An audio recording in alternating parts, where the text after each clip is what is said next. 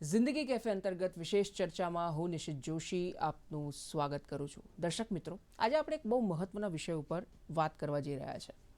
મનુષ્ય જ્યારે કોઈ પણ નવાચારનું સંશોધન કરે અથવા તો કોઈ પણ એક પ્રકારની રચનાત્મક કોઈ કૃતિ યોજતું હોય છે અથવા તો રચતું હોય છે, ત્યારે એનો સંપૂર્ણપણે અધિકાર હોય છે એ જેણે જે એના ક્રિએશન ઉપર, એણે જે વસ્તુ ક્રિએટ કરી છે એના ઉપર. પણ સાથે સાથે જ આપણે જોઈએ તો એના અધિકારનું રક્ષણ એ એક બહુ મોટો પ્રશ્ન હોય છે. અને ત્યાંથી જ આપણે ઇન્ટેલેક્ચ્યુઅલ પ્રોપર્ટી અને ઇન્ટેલેક્ચ્યુઅલ પ્રોપર્ટી રાઇટ્સ, એના એટલે કે બૌદ્ધિક સંપદા અને બૌદ્ધિક સંપદાનો અધિકાર, એ કન્સેપ્ટનો ઉદ્ભવ થાય છે. આજે 26મી એપ્રિલ છે અને વર્લ્ડ ઇન્ટેલેક્ચ્યુઅલ પ્રોપર્ટી રાઇટ્સ એટલે કે વિશ્વ બૌદ્ધિક સંપદા દિવસ તરીકે આજે ઉજવવામાં આવે છે. આ દિવસ ઉજવવાની કેમ જરૂર પડી? તમે રોજબરોજની જીવનશૈલીમાં કદાચ તમારા કાને અમુક શબ્દો અથડાતા હશે કે ભાઈ ટ્રેડમાર્ક એટલે શું, કોપીરાઇટ એટલે શું, પેટન્ટ અને ડિઝાઇન અથવા તો જ્યોગ્રાફિકલ ઇન્ડિકેશન. એટલે હમણાં જ તાજેતરમાં જ એક ન્યૂઝ જીઆઈને લઈને તમે વાંચ્યા હશે ન્યૂઝપેપર્સમાં કે જે માથાની પછેડી છે એને જીઆઈ ટેગ મળ્યું, કારણ કે આટલા વર્ષો જૂની કલા હતી અને એને સાચવી રાખીને આ એક ચોક્કસ પરિવાર જ, એક જ પરિવાર આ માતાની પછેડીનું સર્જન કરે છે, તો એને જીઆઈ ટેગ મળ્યું છે. એવા તો ઘણા ઉદાહરણો છે. પણ આ બધા જે ટર્મિનોલોજી છે અથવા તો આ એક્ટ છે એ શું છે એની આજે આપણે થોડીક વિગતે ચર્ચા કરીશું. આ દિવસ કેમ ઉજવવાની ફરજ પડી એની પણ વાત કરીશું. અને આપણા દેશમાં હજુ આપણે ઇન્ટેલેક્ચ્યુઅલ પ્રોપર્ટી રાઇટ્સના સંદર્ભમાં ક્યાં ઊભા છીએ બીજા દેશોની તુલનામાં એની પણ વાત કરીશું અને એના પડકારોની પણ વાત કરીશું. આ ચર્ચા કરવા માટે આપણી સાથે સ્ટુડિયોમાં એક મહેમાન ઉપસ્થિત છે, તેમનો પરિચય મેળવી લઈએ. દર્શક મિત્રો, આપણી સાથે છે ગુજરાત નેશનલ લો યુનિવર્સિટીના આસિસ્ટન્ટ પ્રોફેસર ડૉક્ટર હાર્દિક પરેખ. નમસ્કાર હાર્દિકભાઈ, આપનું ખૂબ ખૂબ સ્વાગત છે. અને બીજા મહેમાન ટૂંક સમયમાં જ આપણી સાથે વર્ચ્યુઅલી જોડાશે. તો ડૉક્ટર હાર્દિક પરેખ, ઇન્ટ્રોડક્શનમાં મેં જે અમુક વાતો કરી એને આપણે વિગતે આજે ચર્ચીશું. સૌથી પહેલાં તો ફર્સ્ટ ક્વેશ્ચન એ રાઇઝ થાય કે ઇન્ટેલેક્ચ્યુઅલ પ્રોપર્ટી એટલે કે બૌદ્ધિક સંપદા એટલે શું, અને એનો ઉદ્ભવ, એની હિસ્ટ્રી આપ જો થોડી કહી શકો કે કેમ આ દિવસને ઉજવવાની આપણે જરૂર પડી. રાઈટ, ખૂબ સરસ મજાનો વિષય છે. બૌદ્ધિક સંપત્તિ માટે આપે ઓલરેડી ઇન્ટ્રોડક્શનમાં આપે કહ્યું કે જ્યારે આપણે કોઈ સમાજમાં રહેતા હોઈએ એટલે હું મારી નાણાંથી કમાયેલી મિલકત મારી પાસે હોવી જોઈએ એવો એક ખ્યાલ આપણે બધે પાસે છે. અને સ્વાભાવિક રીતે દરેક વ્યક્તિ મિલકત માટે બહુ જ પોઝેસિવ હોય છે, એને પ્રાપ્ત કરવાની અને સાચવવાની આપણીમાં ઈચ્છા રહેલી હોય છે. હવે આપણે સામાન્ય જોઈએ તો બે પ્રકારની મિલકતોનો ભાગ પાડીએ તો એક દ્રશ્ય મિલકતો છે કે જેને તમે જમીન, મકાન, આપણી પાસે રહેલું ફર્નિચર, આપણી પાસે રહેલી તમામ પ્રકારની જોઈ શકાય એવી સંપત્તિ, એનું મૂલ્ય કરવાના એના માટેના કાયદા આપણી પાસે છે. પણ સાથે સાથે એક અદ્રશ્ય પ્રકારની મિલકતો જે આપણે આપણી બૌદ્ધિક વિચારસરણીથી કોઈ નવી ટેકનોલોજીનો ઉપયોગ કરીને, કોઈ નવું લેખન કાર્ય કરીને, કોઈ નવો ધંધો વ્યવસાય સ્થાપિત કરીને, એની એક ગુડવિલ, એની એક પાઘડી ઊભી કરીને આવી અસંખ્ય પ્રકારની મિલકતો આજે આપણી આસપાસ છે. બરાબર છે. 21મી સદી આપણે કહીએ છીએ કે we are in technology driven century. એટલે દરેક ક્ષેત્રમાં આપણે જોઈ શકીએ છીએ કે જે લોકો પોતે સમાજની અંદર કંઈક નવું કરીને, કંઈ નવું સર્જન કરીને કોઈક એવા પ્રકારની પ્રસિદ્ધિ પ્રાપ્ત કરે, એવા પ્રકારનું એક અર્થ ઉપાર્જન કરે અને એના ઉપર એમનો પોતાનો અધિકાર હોવો જોઈએ. બરાબર છે. આ ખ્યાલને આઈડેન્ટિફાઈ કરવા માટે આપણે બૌદ્ધિક સંપત્તિ એટલે ઇન્ટેલેક્ચ્યુઅલ પ્રોપર્ટીનો કન્સેપ્ટ બહુ પોપ્યુલર છે. બરાબર. અને આની સાથે સાથે સંપત્તિનું રક્ષણ કેમ કરવાનું? તો સામાન્ય રીતે ચોરી કરવી અથવા તો કોઈ પ્રકારનું એવું કૃત્ય કરવું જેને કારણે કોઈ દ્રશ્ય સંપત્તિને નુકસાન થાય, આવા કિસ્સાઓ આપણે બહુ જગજાહેર છે. આપણે એના માટે અદાલતોની કાર્યવાહી પણ સાંભળતા હોઈએ છીએ. બરાબર છે. પણ આ અદ્રશ્ય મિલકતો, કોઈની લેખન વૃત્તિની ચોરી કરી લેવી, કોઈની મ્યુઝિકની ચોરી કરી લેવી, કોઈએ જમાવેલો ધંધો હોય એને પોતાના નામે કરવો અને એના બિઝનેસના એના જે કસ્ટમર્સ હોય એને લઈ લેવા, કોઈએ કરેલું સંશોધન હોય એને પોતાના નામે કરીને એને કંપનીઓ સાથે કોન્ટ્રાક્ટ કરીને એનાથી અર્થ ઉપાર્જન કરવું, આ બધી પ્રવૃત્તિઓ જ્યારે સમાજમાં અસ્તિત્વમાં આવી એટલે એને રક્ષણ આપવા માટે પણ કાયદાની આવશ્યકતા થઈ. એટલે આંતરરાષ્ટ્રીય સ્તરે અને રાષ્ટ્રીય સ્તરે એવા પ્રકારના કાયદા આપણા દેશમાં છે. અને એ કાયદાને જ સમર્થન આપવા માટે, એની જાગૃતિ માટે જે દિવસ આપણે ઉજવીએ છીએ એ જ આજનો વિશ્વ બૌદ્ધિક સંપત્તિ દિવસ એટલે કે ઇન્ટેલેક્ચ્યુઅલ પ્રોપર્ટી ડે. બહુ મહત્વની વાત કરી આપે હાર્દિકભાઈ. અને જે તમે બહુ સરસ વાત કરી કે ભાઈ ચોરી દેખીતી રીતે કોઈ કરે તો એ તરત ખબર પડે, પણ આ રીતે આઈડિયાની ચોરી કરે એ આપણે ઘણી વખત જોતા હોઈએ છીએ. કોઈ સ્ક્રિપ્ટની ચોરી કરી હોય, કોઈ ગીતની ચોરી કરી હોય, એવી રીતે પછી એના કોપીરાઇટ, આપણે લગભગ કોપીરાઇટ શબ્દથી ફેમિલિયર છે, પણ બાકી બધા વિષયો વિશે આપણે થોડું ઓછું નોલેજ હોય છે. એની પર હું આવું છું, પણ એ પહેલાં આપણે થીમ ઉપર વાત કરી કે અલગ અલગ અલગ વર્ષે જ્યારે પણ 26મી એપ્રિલે આ દિવસ ઉજવાતો હોય ત્યારે અલગ અલગ થીમ ઉપર ઉજવાતો હોય છે. આ વખતની થીમ છે બહુ સરસ છે, મહિલાઓ અને ઇન્ટેલેક્ચ્યુઅલ પ્રોપર્ટી. એટલે આમ જોવા જાવ તો એને હું એ રીતે કહું કે women and accelerating innovation and creativity. હવે આ થીમ વિશે થોડીક વાત કરો કે કેમ આ વખતે આ થીમ રાખવામાં આવ્યો. ખૂબ સરસ મજાનો સવાલ છે. 2000ની સાલથી આપણે આ જે બૌદ્ધિક સંપદા દિવસની ઉજવણી એ વર્લ્ડ ઇન્ટેલેક્ચ્યુઅલ પ્રોપર્ટી ઓર્ગેનાઇઝેશન જેનું વાઇપો છે, જેનું મુખ્ય હેડક્વાર્ટર જીનીવા ખાતે છે. અને આ સંસ્થા દ્વારા દર વર્ષે નવીનતાને પ્રોત્સાહન આપવા માટે, સર્જનાત્મકતાને પ્રોત્સાહન આપવા માટે વર્લ્ડ ઇન્ટેલેક્ચ્યુઅલ પ્રોપર્ટી ડે ઉજવવામાં આવે છે. બરાબર છે. આ વખતની થીમ આપે કહ્યું મહિલા અને બૌદ્ધિક સંપત્તિ, નવીનતા અને સર્જનાત્મકતાને વેગ આપવો, એ થીમ છે. હવે આ થીમ માટે જો ધ્યાનથી જોઈએ તો એક અંદાજ પ્રમાણે જોઈ શકાય છે કે વિશ્વભરની અંદર મહિલા સંશોધકો, સર્જકો, ઉદ્યોગ સાહસિકાઓ એ ખૂબ મોટા પ્રમાણમાં આજે આગળ આવતી જોવા મળે છે. અમે કરી શકીએ છીએ, we can also do, A label હેઠળ દરેક સંસ્થામાં, દરેક ક્ષેત્રમાં આપણે મહિલા સંશોધકોનો આપણે જોઈ શકીએ છીએ. હવે વિશ્વના તમામ પ્રદેશની મહિલાઓ પોતાની બૌદ્ધિક ચાતુર્યથી, કલ્પનાથી અને મહેનત દ્વારા કોઈને કોઈ પ્રકારની બૌદ્ધિક સંપત્તિની સ્થાપના તો કરે છે, પણ એનું રક્ષણ મેળવવા માટે, એની નોંધણી કરવા માટે જ્યારે એને કોઈ વાયોલેશન થાય અથવા એનું ભંગ થાય તો એવા સંજોગોમાં એને ઘણા બધા પડકારોનો સામનો કરવો પડતો હોય છે. એટલે આ વર્ષની થીમ મુખ્યત્વે એ વિષય ઉપર પ્રકાશ પાડે છે કે કેવી રીતે સ્ત્રી અથવા તો નારી શક્તિ દ્વારા જે સર્જન કરવામાં આવેલી સંપત્તિ છે એને રક્ષણ માટે એમને જાગૃતિ આપવી, પ્લસ જ્યારે એ લોકો ઓલરેડી આવી એક્ટિવિટીમાં છે તો એમને કયા કયા પડકારોનો સામનો કરવો પડે છે અને એને કેવી રીતે દૂર કરવા, એના માટે વિશ્વ લેવલે અને રાષ્ટ્ર લેવલે કયા કયા પ્રકારની નવી જોગવાઈઓ કરવી જોઈએ અથવા હાલની જોગવાઈઓ જે બરાબર છે કે નહીં, આ પ્રકારની ચર્ચા વિચારણાને પ્રોત્સાહન મળે એવી સરસ મજાની થીમ આ વર્ષની બૌદ્ધિક સંપત્તિ દિવસ માટેની રાખવામાં આવેલી છે. બરાબર છે. તમે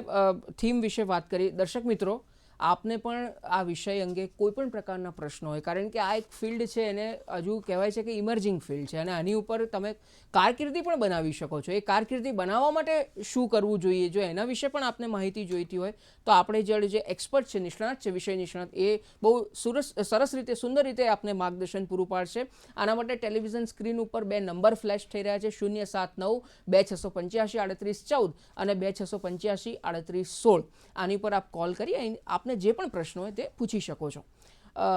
હાર્દિકભાઈ, બીજો જે પ્રશ્ન થાય કે તમે થીમ વિશે વાત કરી અને એમાં મેં જેમ અગાઉ પણ એવું કીધું હતું, તમે વિપોની વાત કરી, વિપો ઉપર હું આવું છું કે વિપોનું એક્ઝેક્ટ કાર્ય શું હોય છે ને એ કઈ રીતે કામગીરી કરે છે. પણ મારે અલગ અલગ એક્ટ વિશે થોડી નાની જાણકારી જોઈએ છે કે જેમ કે તમે એવું કીધું કે પેટન્ટ, તો પેટન્ટ શું, પછી આ પેટન્ટ ટ્રેડમાર્ક એટલે શું, કોપીરાઇટ તો ચલો જાણીએ છીએ પણ છતાં બી એના વિશે થોડોક કન્સેપ્ટ આપો. કોપીરાઇટ એટલે શું, ડિઝાઇન એક્ટ 2000ની સાલમાં જે આવ્યો એ, અને જ્યોગ્રાફિકલ ઇન્ડિકેશન જીઆઈની વાત કરે, જીઆઈ ટેગ મળ્યો. હવે આ પહેલાં તો આ બધા કાયદાઓ શું છે અને એ કોની અંડરમાં આવે છે, એટલે નોર્મલી એને કોણ બનાવતું હોય છે અને કઈ રીતે એ કામગીરી થતી હોય છે, એના વિશે થોડીક વાત કરો. ખૂબ મજાનો સવાલ છે અને ખૂબ મજાની માહિતી પણ છે.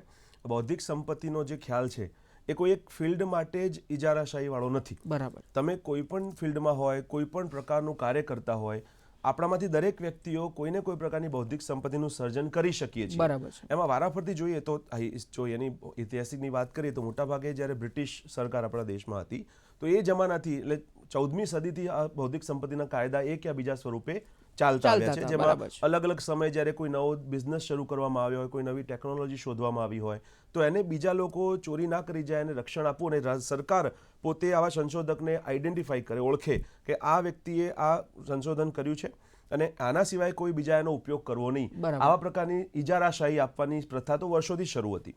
બ્રિટિશ સરકાર ભારતમાં આવી અને ભારતની આઝાદી પછી આપણે વારંવાર કાયદાઓને આપણી પરિસ્થિતિ પ્રમાણે, આપણા દેશના વાતાવરણ પ્રમાણે આપણે અલગ કર્યા છે. એમાં પેટન્ટની વાત કરીએ તો જો તમે ટેકનોલોજીના ફિલ્ડમાં છો અને આપણે દિવસમાં સવારથી સાંજ સુધીમાં જેટલા પણ ગેજેટ્સ વાપરીએ છીએ, આ બધા જ કોઈક ને કોઈક R&D એટલે રિસર્ચ એન્ડ ડેવલપમેન્ટ કરીને કોઈ ના કોઈ સંશોધકો કર્યા છે. જેમ કે આપણો મોબાઈલ ફોન લઈ લઈએ, આપણા વ્હીકલ્સ લઈ લઈએ, આપણે જે પણ ઘરેલું ઉપયોગમાં આવતી ચીજો લઈ લઈએ, ટેલિવિઝનથી લઈ લઈએ, આ બધું જે કાર્ય કરતા હોય, એવા જે સાયન્ટિસ્ટ નિષ્ણાતો હોય, એવા લોકોને પેટન્ટ આપવામાં આવે છે કે જે લોકો કોઈને કોઈ ઇન્ટરનલ કોઈ મશીનરી, કોઈ દવા, જેવી દવાની વાત કરીએ તો દવાના બનાવનારા જે કંપનીઓ છે એ લોકો પણ કોઈ નવી પ્રકારની દવા બનાવે, નવી વેક્સિન બનાવે, તો આ લોકો પેટન્ટ માંગી શકે. તો એમાં પ્રોડક્ટ પેટન્ટ અને પ્રોસેસ પેટન્ટ એટલે શું, આ બંનેનો ભેદ શું છે? બહુ સરસ મજાનો ખ્યાલ છે. માન લો કે મેં એક દવા બનાવી છે હવે આ દવા માર્કેટમાં મૂકું તો દવા એક અલગ અલગ કેમિકલ કમ્પોનન્ટ્સનું મિશ્રણ હશે. તો મેં માન લો કે A, B અને C આવા 3 અલગ અલગ કેમિકલ્સ લીધા. હવે આ ત્રણેયને એક વિશેષ પ્રમાણમાં એને મિક્સ કરીને જ્યારે મેં ફાઇનલ દવા બનાવી એને આપણે નામ આપીએ D. તો જો A plus B plus C આ જે 3 પ્રોસેસ જે રીતે મેં જેટલા માપમાં જેટલી એની વાતાવરણના એનું સેન્ટિગ્રેડ તાપમાન કેટલું હશે એમાં મેં જે દવા વિકસી આ જે પદ્ધતિ કરી એના ઉપર જો હું પેટન્ટ માંગુ તો એ પ્રોસેસ પેટન્ટ બરાબર છે. અને જ્યારે દવા ઉપર પેટન્ટ માંગુ તો એ પ્રોડક્ટ પેટન્ટ patent. મોટાભાગે કેવું થાય કે દવાની વાત કરીએ એમાં પ્રોસેસ વધારે સરળતાથી સમજી શકાય કે જે પણ કંપનીઓ હોય એ પોતાની પ્રોસેસ અને પ્રોડક્ટ આ બંને ઉપર પેટન્ટ પ્રાપ્ત કરતી હોય છે, જેથી કરીને બજારમાં કોઈ અન્ય હરીફ કંપની ના તો એની પ્રોડક્ટ કોપી કરી શકે ના તો એની પ્રોસેસ કોપી કરી બરાબર શકે. છે. એનો મતલબ કે તમારે ક્યાં તો આના જેવી બીજી પ્રક્રિયા અનુસરીને કોઈ નવી દવાનું ઉત્પાદન કરવું પડે યા તો પછી એ કંપની પાસેથી પરમિશન મેળવીને પરવાનગી મેળવીને અચ્છા. એનો ઉપયોગ કરવો પડે. બહુ એક ઇન્ટરેસ્ટિંગ વાત એવી છે કે 2005ની સાલથી ભારતમાં પેટન્ટના કાયદામાં બહુ મોટો સુધારો કરવામાં આવ્યો છે.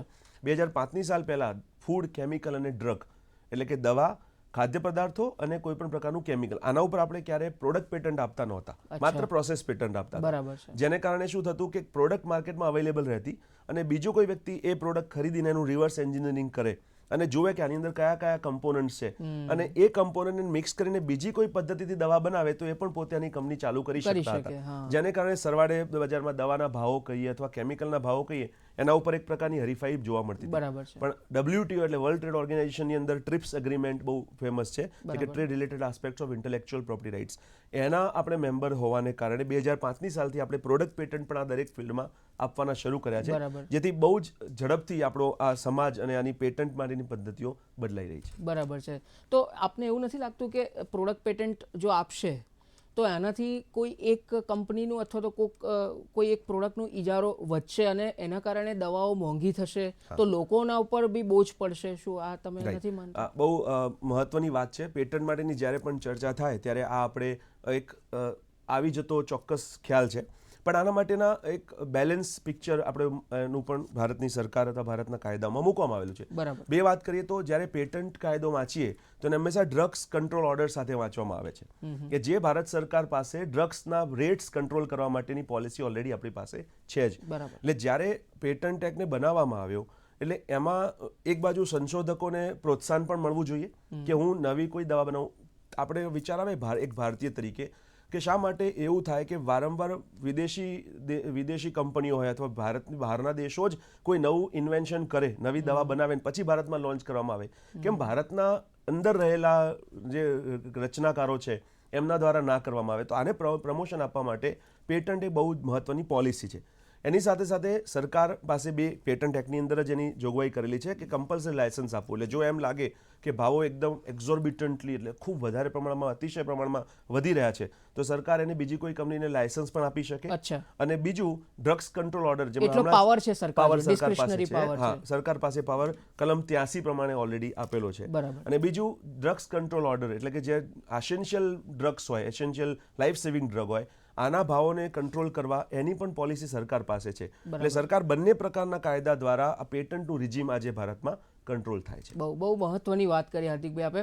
હવે પેટન્ટની વાત કરીએ, હવે ટ્રેડમાર્ક્સની આપણે વાત કરીએ તો ટ્રેડમાર્કનો કાયદો કોને લાગુ પડે છે? ટ્રેડમાર્ક માટે આપણે જોઈએ તો કોઈ પણ વ્યક્તિ ધંધો કરતો હોય એ ધંધો ચાહે કોઈ માલ સામાન વેચવાનો હોય ક્યાં તો કોઈ સેવા આપવાનો હોય, અલગ અલગ પ્રકારની સેવાઓ છે. બેન્કિંગ સર્વિસ લઈ લો, ઇન્સ્યોરન્સની સર્વિસ લઈ લો, ટ્રાન્સપોર્ટેશન સર્વિસ લઈ લો, ઓનલાઈન ફૂડ ડિલિવરી સર્વિસ લઈ લો. હવે જ્યારે પણ કોઈ વ્યક્તિ ધંધો કરે તો ધીમે ધીમે એની ક્વોલિટી મેન્ટેન થવાને કારણે એની નામના વધે એટલે લોકો પછી ધીમે ધીમે એ વ્યક્તિને નામથી ધંધાને ઓળખે. બરાબર છે. હવે આમાં સ્વાભાવિક રીતે શું થાય કે કોઈ એક ધંધો જામી ગયો હોય, હવે એની કોઈ આઈડેન્ટિટી ના હોય તો એને ધંધાને બીજા કોઈ વ્યક્તિ ભળતા નામે એ પોતે પણ ધંધો કરે છે એવું બતાવીને એના કસ્ટમર લેવાનો પ્રયત્ન કરે. આને રક્ષણ આપવા માટે ટ્રેડમાર્કનો કાયદો આપણે છે. હવે એમાં માટે કોઈ મિનિમમ ક્વોલિફિકેશન જરૂર નથી. તમે કોઈ પણ ફિલ્ડમાં તમે બસ ધંધો કરતા હોય અને તમે તમારા ધંધાને એક ઓળખી શકાય એવી આઈડેન્ટિટી એટલે એનું વિઝ્યુઅલ સિમ્બોલ, લોગો, એનું નેમ, એનું ડિવાઇસ અથવા એનો કોઈ પણ આકાર તમે આપો અને એના આધારે તમે કસ્ટમર્સને કહો કે ભાઈ આ આકાર મારા ધંધાની ઓળખ છે અને એ ઓળખ તમારા સિવાય બીજું કોઈ વાપરી શકે નહીં. બરાબર. અને એનું રક્ષણ તમે સરકાર પાસેથી લઈ શકો. એ છે ટ્રેડમાર્કનો કાયદો. બરાબર કે છે. ટ્રેડમાર્ક અને સર્વિસ માર્ક બંને માર્ક્સ આજે જેટલી પણ કંપની જોઈએ એ દરેક લોકો પોતાનો લોગો એ પ્રમોટ કરે છે અને કે આ જ લોગો જોઈને વસ્તુ ખરીદો. તો એ ટ્રેડમાર્કનો કાયદો છે જે દરેક લોકો રક્ષણ કરી શકે છે. બરાબર છે. તમે ટ્રેડમાર્કની વાત કરી કે ટ્રેડમાર્કનો કાયદો કેવી રીતે રક્ષણ આપે છે. કોપીરાઇટ જે બહુ ચર્ચાય છે લોકોમાં, એમાં કઈ રીતના સુધારા વધારા થયા છે એને વિશે થોડીક વાત કરો. કે પહેલા જૂનો કાયદો છે 1957નો, જો હું કદાચ 1957 right. ભૂલતો ન હોઉં તો, બરાબર અને એમાં પછી અમુક અંતરાલે ઘણા બધા સુધારા થયા. તો અત્યારે લેટેસ્ટ કેવા પ્રકારનો સુધારો છે એમાં? કોપીરાઇટનો કાયદો પણ 1957ની સાલથી છે. હવે કોપીરાઇટ એક બહુ વિશાળ વર્ગને કવર કરતો કાયદો છે, જેમાં કોઈ લેખકો હોય, કોઈ કવિ હોય, કોઈ પ્રકારના નવલકથા લખનારા હોય તો એને સાહિત્યિક કૃતિ તરીકે રક્ષણ મળે છે. પછી કોઈ મ્યુઝિક સંગીતકારો હોય તો એ પોતે જે સંગીત બનાવે એને રક્ષણ મળે છે. એના પછી કોઈ ડ્રામેટિક વર્ક એટલે નૃત્ય નાટિકા કરતા એટલે કોરિયોગ્રાફીની વાત કરી લો, કોઈ સરસ મજાના ડાન્સના સ્ટેપ લઈ લો, એ પ્રકારની રક્ષણ પણ કોપીરાઇટની અંદર આવે છે. એની સાથે સાથે સાઉન્ડ રેકોર્ડિંગ અને સિનેમેટોગ્રાફ ફિલ્મ એટલે ધ્વનિ મુદ્રણ, જે પણ ગીતો જે રેકોર્ડિંગ સ્ટુડિયોમાં થાય એ રેકોર્ડિંગ થયેલા ગીતો ઉપર કોપીરાઇટ, એવી રીતે જે મૂવીઝ બને એના ઉપર કોપીરાઇટ. એ સિવાય આ કોપીરાઇટ 1957 સાલના કાયદા પ્રમાણે આપવામાં આવતા હતા. બરાબર. આંતરરાષ્ટ્રીય સ્તરે જ્યારે બ્રોડકાસ્ટિંગની શરૂઆત થઈ, જેને કારણે આપણે આ લાઈવ શો જોઈ રહ્યા છીએ, એ બ્રોડકાસ્ટિંગની ટેકનોલોજી જ્યારે આવી તો જે વ્યક્તિ બ્રોડકાસ્ટિંગ કરી શકે એવા ગેજેટ્સ વિકસાવે તો એ વ્યક્તિને સ્પેશિયલ બ્રોડકાસ્ટિંગ ઉપર રાઇટ આપવાની શરૂઆત થઈ, જેનો સુધારો 1994-1999માં કરવામાં આવ્યો. બરાબર છે. અને આજે બ્રોડકાસ્ટિંગ રાઇટ અને પરફોર્મન્સ રાઇટ્સ પણ આપણે આપીએ છીએ. બરાબર છે. 2012ની સાલમાં કોપીરાઇટના કાયદામાં ઘણો મોટો સુધારો કરવામાં આવ્યો છે કે જેમાં કોપીરાઇટ એક એવી વસ્તુ છે જેમ કે કોઈ ગીતકાર હોય, એ ગીત લખે અને આ ગીતને કોઈ પિક્ચરની અંદર, મૂવીમાં સામેલ કરવા માટે એ ગીતકારને અમુક રકમ આપવામાં આવે. હવે આ રકમ આપ્યા બાદ ગીત એ મૂવી બનાવનારનું થઈ જાય. બરાબર. હવે મૂવી બનાવનાર શું કરે? આજે આપણે જોઈએ, બહુ રસની વાત છે કે એક જે મૂવી 1970 કે 80માં બની હોય એના ગીતો રિમિક્સ કરીને પાછા ફરી પ્લેટફોર્મ પર આવે. એ રિમિક્સ આવ્યા પછી થોડા સમય પછી એનું કવર વર્ઝન આવે. હવે આ જે કોમર્શિયલ યુઝ થઈ રહ્યો છે એના માટે આજે આપણે ઘણા બધા ઓનલાઈન સોફ્ટવેર જોઈએ છે કે જેમાં કસ્ટમર દર મહિને અમુક રકમ આપે છે એ વસ્તુ સાંભળવા માટે. હવે આની જે રોયલ્ટીની રકમ છે એ બધી પ્રોડ્યુસર પાસે જતી હોય છે, જે મૂવી બનાવનાર હોય છે. તો આ રકમ એના ઓરિજિનલ ગીતકારને પણ મળે એવો સુધારો 2012ની સાલમાં કરવામાં આવ્યો છે, જે અસાઇનમેન્ટ અને લાયસન્સને રેગ્યુલેટ કરે છે. તો આવા સુધારા કોપીરાઇટ એક્ટમાં પણ થયા છે. કોપીરાઇટ એક સામાન્ય સ્ટુડન્ટ હોય, એને કોઈ લખેલી નોટ્સ હોય, એ પોતાની ઓરિજિનલ હોય તો એના ઉપર પણ એને કોપીરાઇટ મળે. એટલે આમાં પણ કોઈ પ્રકારની એજ્યુકેશનલ ક્વોલિફિકેશન જરૂર નથી. માત્ર તમે કોઈ સાહિત્યિક કૃતિ રચના કરો તો એને પણ આપણે કોપીરાઇટ આવી શકાય. આવો પ્રકારનો કોપીરાઇટનો કાયદો. તમે કોપીરાઇટની એવી વાત કરી, બરાબર, કે ભાઈ દરેકને હક મળે, કોપીરાઇટ મળે, પણ એ કોપીરાઇટ કે અમુક હકો અમુક વર્ષો પછી સમાપ્ત થઈ જતા હોય છે. તો એ ક્યારે સમાપ્ત થાય, એની અવધિ કેટલી હોય છે?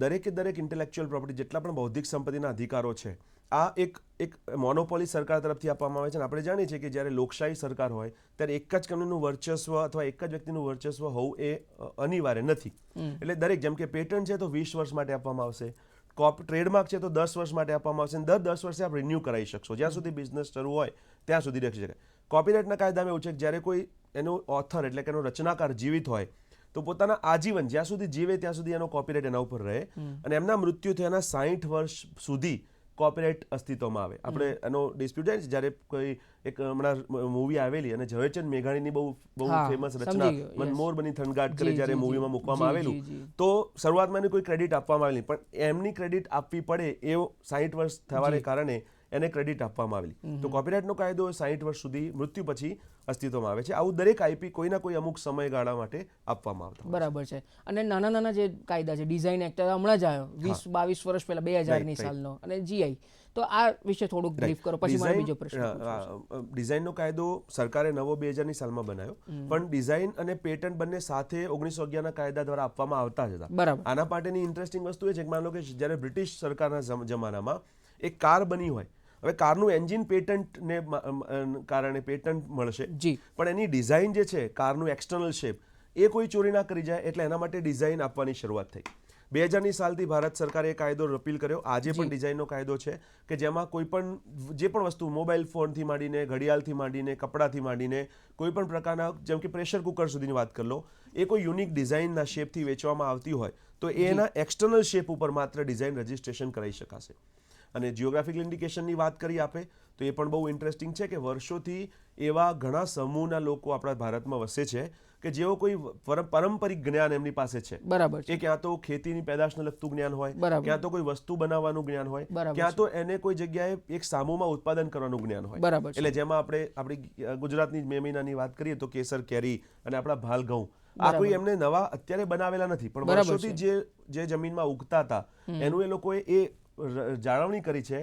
એને કારણે 1999ની સાલથી જિયોગ્રાફિકલ ઇન્ડિકેશન એટલે ભૌગોલિક ઓળખનો કાયદો આપણા દેશમાં અસ્તિત્વમાં છે. બરાબર એ છે. પણ ટ્રેડમાર્કની જેમ જ એક જૂથને આપવામાં આવે છે કે જે લોકો એની પાછળ રક્ષણ કરી રહ્યા છે સતત, અને એને જ આધાર આપતો છેલ્લો લેટેસ્ટ જે જિયોગ્રાફિકલ ઇન્ડિકેશન ટેગ માતાને મળ્યો, માતાની પછેડીને હમણાં જ ગયા મહિને એને આપણા સરકાર દ્વારા રજૂ કરવામાં આવ્યું. તો આ જીઆઈ કાયદો એ કોઈ નવીનતા સર્જી છે એટલે નહીં, પણ એનું રક્ષણ કરવામાં છે. અને એનો એક કન્સેપ્ટ છે આઈપીમાં ટ્રેડિશનલ નોલેજ, એટલે કે પારંપરિક જ્ઞાન. એને વિદેશમાં જઈને એની ચોરી થતી અટકે અને એનો લાભ એના રક્ષણ કરનારને મળે એ હેતુથી જિયોગ્રાફિકલ ઇન્ડિકેશન પણ આપણે એક કાયદેસરની રાઇટ તરીકે આપીએ છીએ. બહુ સરસ વાત કરી આપે હાર્દિકભાઈ. ડૉક્ટર પણ એક બીજો જે પ્રશ્ન છે કે આ તમામ વસ્તુઓ આપણે પેટન્ટની વાત કરી, ટ્રેડમાર્કની વાત કરી, કોપીરાઇટની વાત કરી, ડિઝાઇનની કરી, જીઆઈની કરી. હવે કોઈ પણ વ્યક્તિને આ ટ્રેડમાર્ક મેળવવો હોય, કોપીરાઇટ મેળવવો હોય અથવા તો પેટન્ટ ફાઇલ કરવી હોય તો આ બધી પ્રક્રિયાઓ ક્યાં કરવી પડે, ક્યાં જવું પડે એને? આઈપીનો જ્ઞાન મેળવવું એ એક બાજુ છે અને એનું રક્ષણ મેળવવું એ બીજી બાજુ છે. એક બહુ મહત્વની વાત સમજીએ કે ભલે આજે બૌદ્ધિક સંપત્તિ એ વૈશ્વિક વિષય છે, પણ એનું રક્ષણ તો છેવટે દરેક દેશની સરકારો દ્વારા જ કરવામાં આવે છે. બરાબર છે. ભારતની અંદર પણ ભારત સરકાર દ્વારા department of promotion of industry and internal trade, DIPP, બરાબર એ મિનિસ્ટ્રી દ્વારા આઈપી ઇન્ડિયાની એક સ્થાપના કરવામાં આવી છે, ઇન્ટેલેક્ચ્યુઅલ પ્રોપર્ટી ઇન્ડિયા ઓફિસની. અને ભારતમાં કુલ 5 જગ્યાએ આવી ઓફિસીસની બ્રાન્ચીસ છે. દિલ્હીમાં, કલકત્તા, મુંબઈ, મદ્રાસ અને અમદાવાદ. હવે આ દરેકે દરેક આઈપીનું જ્યુરિસ્ડિક્શન, જેમ કે ટ્રેડમાર્ક તો આ 5 ઓફિસમાં જઈને એની અરજી કરી શકાય. એના માટેના એડવોકેટ્સ, એના માટેના આઈપી એટર્નીઝ પણ અવેલેબલ હોય છે જે આપને સહાય કરી શકે. અને એ સિવાય એક ઇન્વેન્ટર તરીકે, એક કોઈ રચયિતા તરીકે આપણે જાતે પણ એની પ્રોસેસ કરી શકાય. અને જેમ કે પેટન્ટ લેવું હોય તો 4 ઓફિસીસની અંદર જઈ શકાય. કોપીરાઇટ દિલ્હી ઓફિસ દ્વારા ગ્રાન્ટ કરવામાં આવે છે. જિયોગ્રાફિકલ ઇન્ડિકેશનની રજિસ્ટ્રી એ તમે ચેન્નઈમાં જોઈ શકશો અને ડિઝાઇન રાઇટ્સ કલકત્તામાં મળશે. તો આવી રીતે ભારતની અંદર અલગ અલગ ભાગોમાં આઈપી માટેની વિભાજન. આજે તો ટેકનોલોજીના મદદથી બધું બહુ સીમલેસ થઈ શક્યું છે, એટલે ઓનલાઈન એપ્લિકેશન્સ માટેની પણ ફેસિલિટી, સગવડ આ આઈપી ઓફિસ પૂરી પાડે છે. બરાબર છે. હવે બીજી જે વાત કરીએ કે સપોઝ એઝ અ કરિયર કોઈ વ્યક્તિને ઇન્ટેલેક્ચ્યુઅલ પ્રોપર્ટી રાઇટ્સનું કરિયર બનાવવું હોય એને એક ક્ષેત્રમાં આઈપીની અંદર, તો એ વિદ્યાર્થીને શું એલિજિબિલિટી હોય અને શું એણે LLB કરવું જરૂરી જ છે એના માટે, અને પછી જ આઈપીઆરનો કોઈ સ્પેશિયલ કોર્સ આવે છે? આના વિશે લોકોમાં હજુ કદાચ જાગૃતિ એટલી બધી નથી, તો આના વિશે શું કહેશો? આઈપી એટલે ઇન્ટેલેક્ચ્યુઅલ પ્રોપર્ટી, બૌદ્ધિક સંપત્તિની વકીલાત કરવી અથવા બૌદ્ધિક સંપત્તિના ક્ષેત્રમાં કાર્ય કરવું એ ઘણી જ અત્યારે હાલમાં ચાલતું એક નવું પ્રકારનું ક્ષેત્ર છે. હવે આપણે 2 વસ્તુ જોઈએ કે એનું રજિસ્ટ્રેશન કરાવવું, એટલે એના એડવોકેટ તરીકે, એટલે લોયર તરીકે જો કાર્ય કરવું હોય તો જેમ કે પેટન્ટના એટર્ની થવું અથવા પેટન્ટના રજિસ્ટર એજન્ટ થવું, એના માટે સરકારે એના નોર્મ્સ મૂકેલા છે કે તમારી પાસે સાયન્સની ડિગ્રી હોય, તમે એની એડિશનલ એની પરમિશન સરકાર પાસે લીધી હોય તો તમે પેટન્ટ રજિસ્ટ્રેશનના ક્ષેત્રમાં કાર્ય કરી શકો.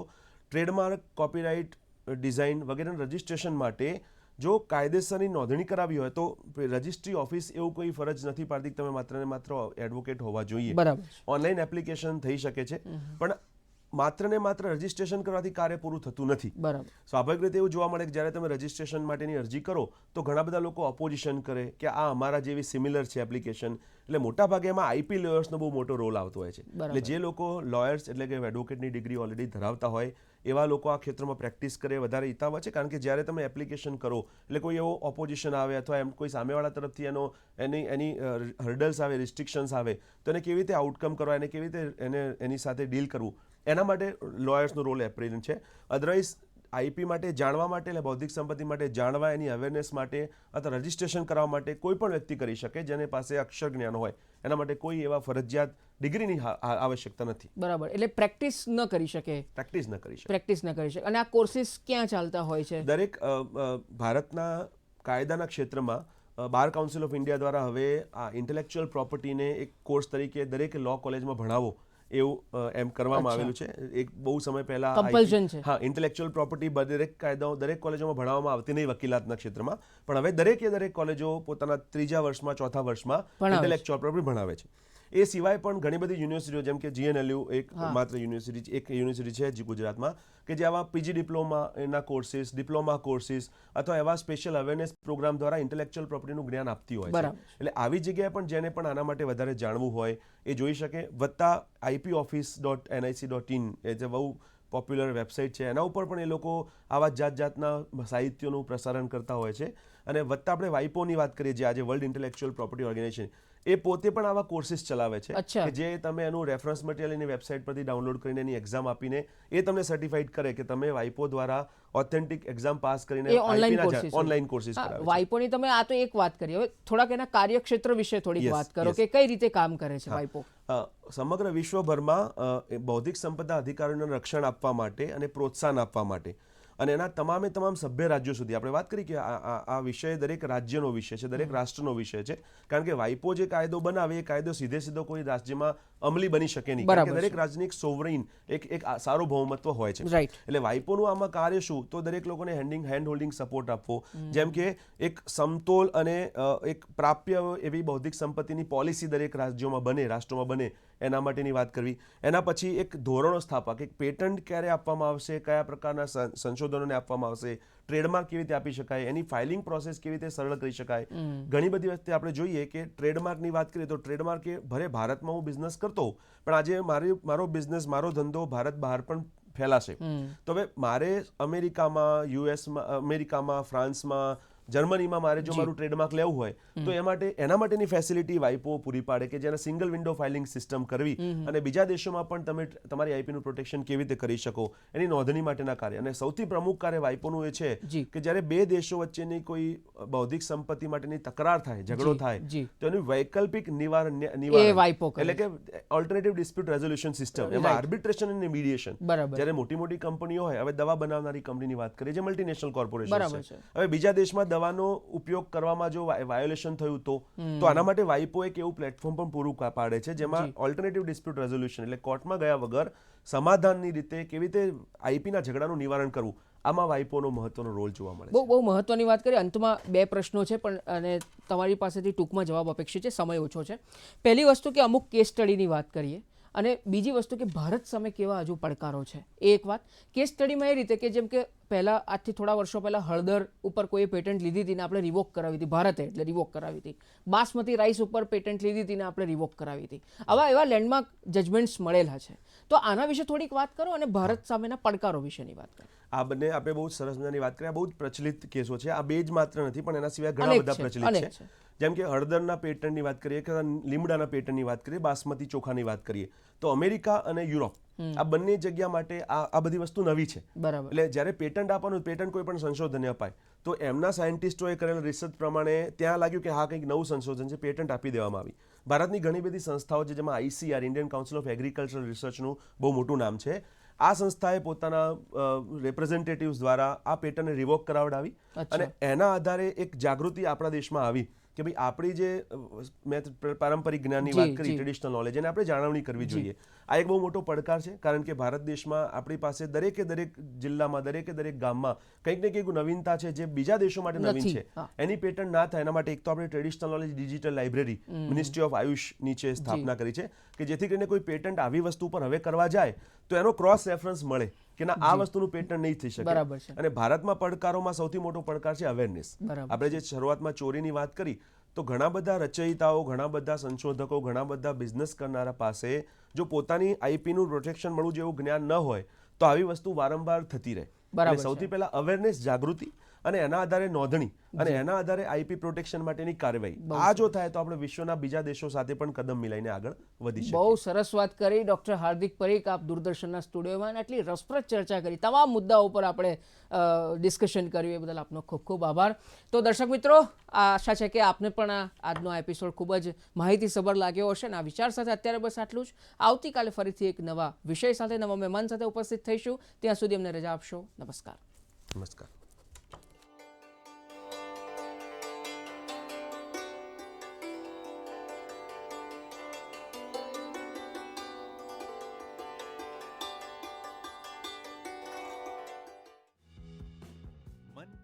गए जन की, संघर्षों के कुछ किस्से, कहानी कुछ सफलताओं की, अनकही विरासत की,